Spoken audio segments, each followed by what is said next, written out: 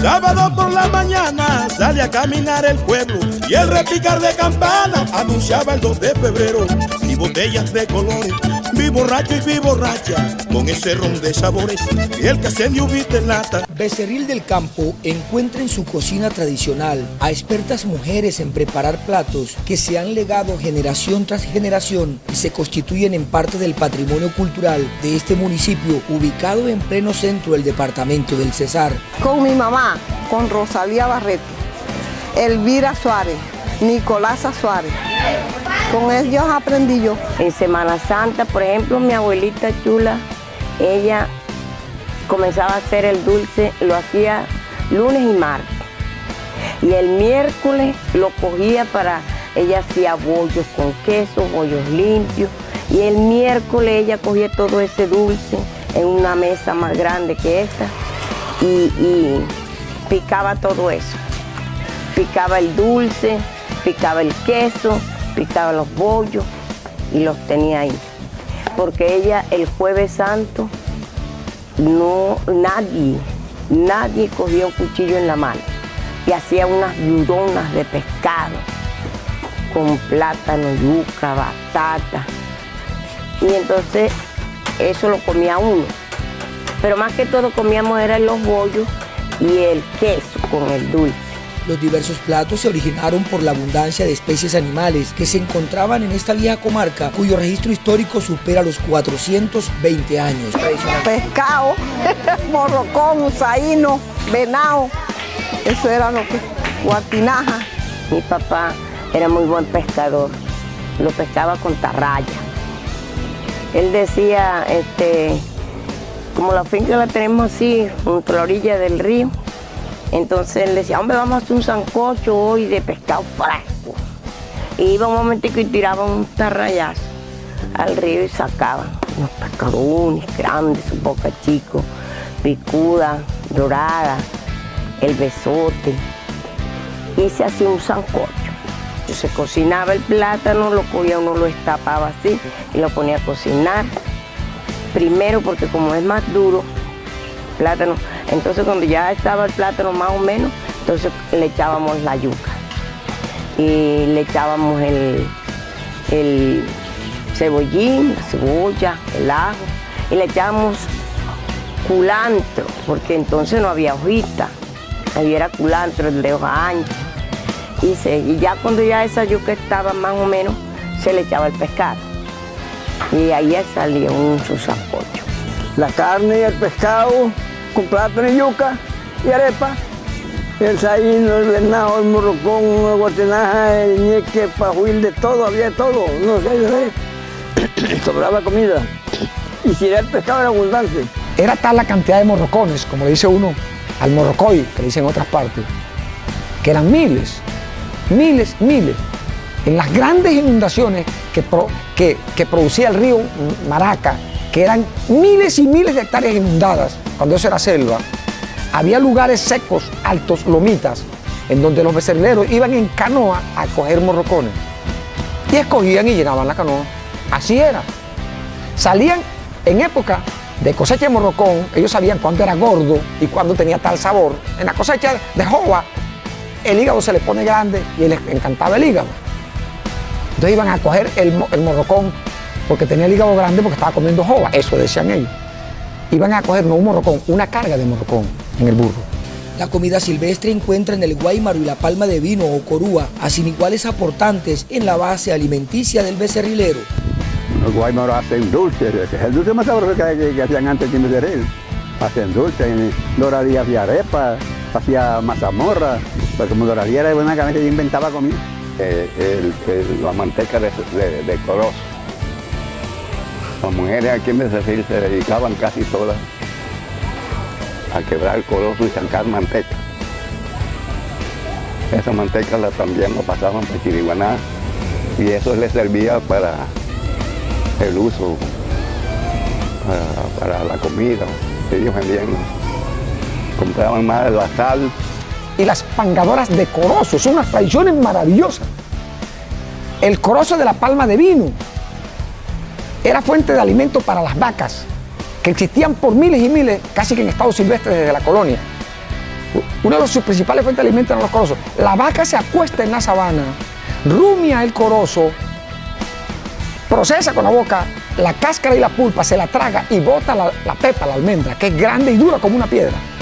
Las señoras de Becerril iban por la mañana con bongos, que es una vasija de madera grande, en la cabeza, de origen africano, y en la sabana, donde quiera que había una vaca echada durante la noche rumiando, dejaba 2 o 3 kilos de corozo. Recogían ese corozo, lo pangaban ahí mismo con piedras grandes que había en la sabana, se oía tac, tac, tac, pangando los corozos, sacaban timba, le decíamos los becerrileros, las almendras del corozo que tenían entre 1 y 3 así largas. Sacaban eso, se llevaban eso en el bongo, llegaban a la casa, lo apilaban, convertían eso en una harina, cogían esa harina, la llevaban a una olla, la ponían a hervir, hervía en agua y luego el aceite se iba arriba, sacaban el aceite, lindo, dorado. En Becerril y en toda esta región no se consumían sino 2 aceites, el de cerdo, que también se hacía allá, y el de corozo de palma de vino. Sobre las 2 plantas silvestres hay poesías que determinan el gran aporte a la culinaria local. De lo alto vengo, traigo mi cuerpo en 2, me como una chaqueta pero la camisa no. Como el guaymaro es un palo alto, ¿no? Y echa su pepa, y la pepa viene en 2 pepitas, ¿no? Y sobre eso tiene una cáscara amarillita, eso es dulce, eso es lo que hacía la gente antes, se lo comía uno muy sabroso y esa era comida para la gente cuando iba a coger guaymaro. Y el corozo, la corúa, porque tú sabes que la corúa es corúa, ¿por qué le decimos coruza? Corúa y es palma de vino. Y entonces es un palo que uno lo utiliza todo, no se le pierde nada. Lo único que se le pierde es el cañón porque no da para nada. Pero lo crea hoja y todo eso lo utiliza la gente. Esto para todo. Y tiene una poesía también. Dice, no hay como la palma de vino, que es mineral en Colombia. Y en su debida forma también tiene su destino. Comenzando por los machicos, aquel que le dicen cogollo, la punta para abanico y la soda para un hoyo. Y es verdad, es verdad. De la palma te diré una gran explicación, donde le saquen el corazón para la gente comer, eso lo hacía yo con los hijos míos y la mujer mía. Eso no es. Sigue llorando un mes, un vino que bien entona. Para cualquiera persona mantiene una gran familia. Positivo. Esta planta da la vida y es mineral en Colombia. Porque antes yo abrí uno la palma y le daba bien uno, el corazón se lo sacaba, el corazón se lo comía uno, todo eso. También bota una maceta, que de ahí sale un corozo, con un sabor tan sustancioso, para gallina y paloma. Marrano también se engorda, que es verdad, como si fuera maíz. Esa planta es tan feliz y el mineral en Colombia ya termina. El aporte de la fauna silvestre, abundante de épocas pasadas, y el legado natural del río Maracas, con su abundancia de peces, sembró en las costumbres alimenticias del becerrilero platos como la viuda de pescado, el guiso de saíno, ñeque o guardatinaja, y la preparación de la reconocida viuda de carne salada, de cerdo o de res, y en muchos casos de las 2 carnes a la vez.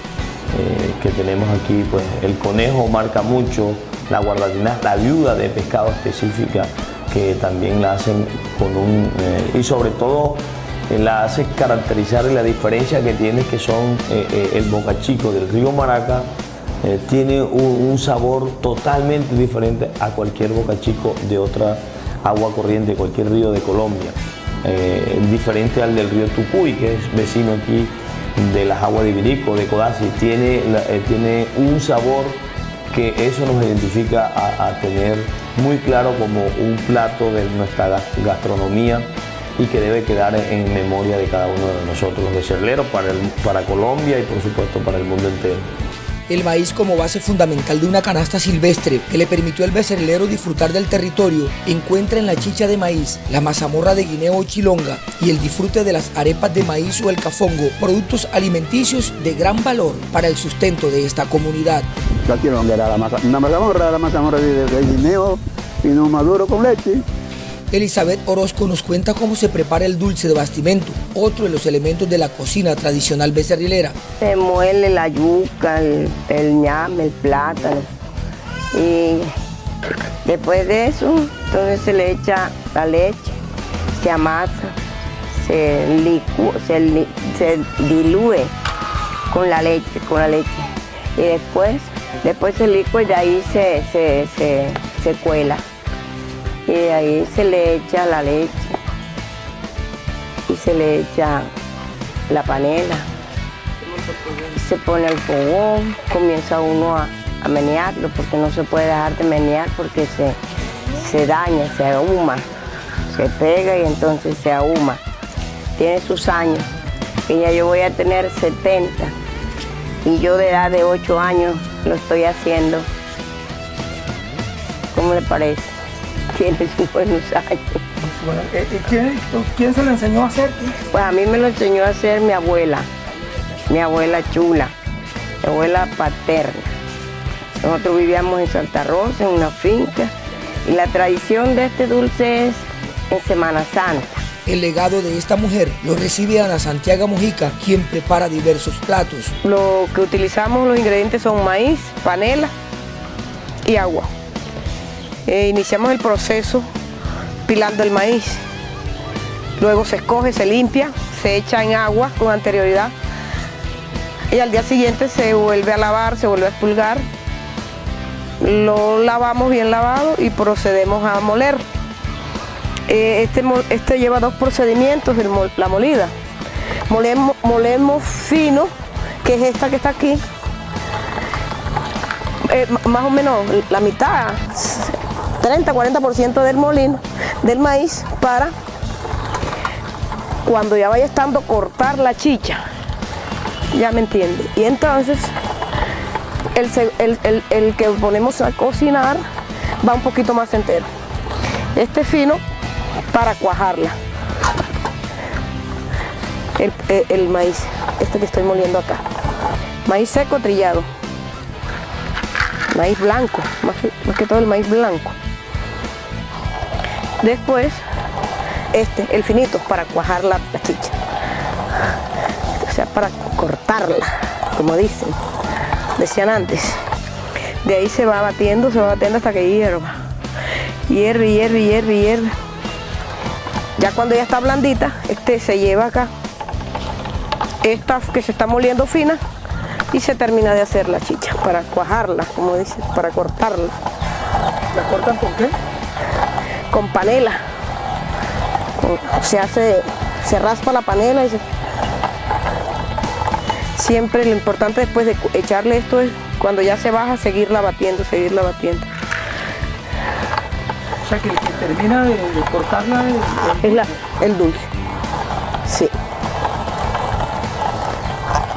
Carmen Barreto, experta en preparar la chicha de maíz y el cafongo, nos cuenta cómo se prepara este vívere cotidiano en la vida del becerrilero.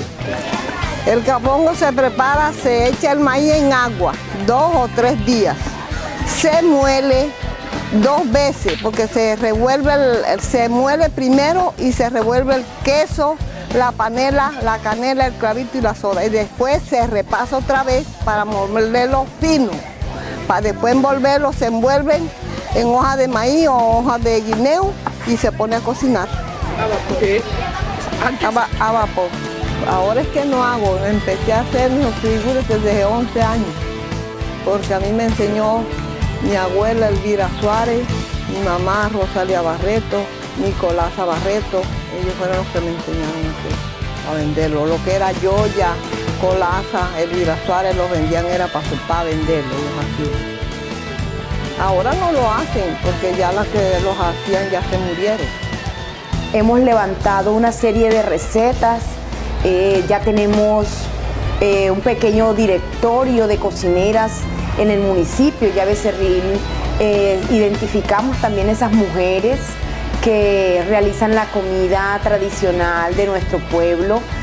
Prácticamente es importante para nosotros porque de una u otra forma ya podemos decir estamos preservando esos platos típicos que antes se hacían y lo hacían nuestros abuelos. En este momento en pocos municipios en el país tenemos encuentros de este tipo en donde nos reunimos a cocinar y a conversar sobre tradiciones culturales, sobre identidad local y sobre todo transmisión de mayores a niños. Entonces cuando yo le pregunto a la abuela cómo vamos a hacer para que los jóvenes aprendan, hay que enseñarles. Hay que movilizarlos a todos y hacer que aprendan, tanto hombres como mujeres, porque hoy el tema de la cocina ya no tiene género. La cocina tradicional becerrilera conserva aún platos del ayer, a pesar que la escasez de la materia prima para su preparación es evidente, pero las cocineras defienden el legado y propenden por conseguirlas para deleitar a propios y extraños en esta tierra de ensueño en el Caribe colombiano. Sábado por la mañana sale a caminar el pueblo y el repicar de campana anunciaba el 2 de febrero. Y botellas de colores, vi borracho y vi borracha, con ese ron de sabores y el que se dio viste en lata.